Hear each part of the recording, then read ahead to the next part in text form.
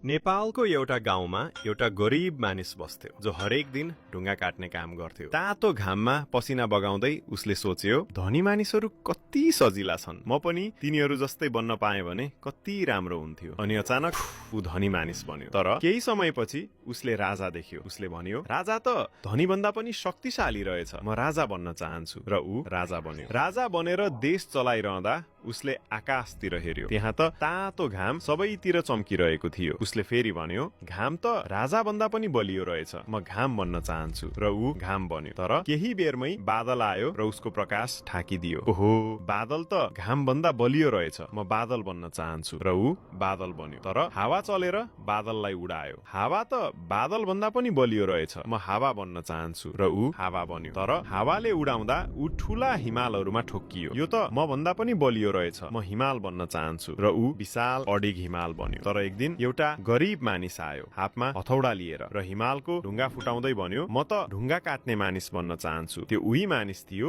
जो पहिले ढुङ्गा काट्थ्यो। कहिलेकाहीँ तपाईँ अहिले जो हुनुहुन्छ त्यही तपाईको सबैभन्दा ठूलो शक्ति हो।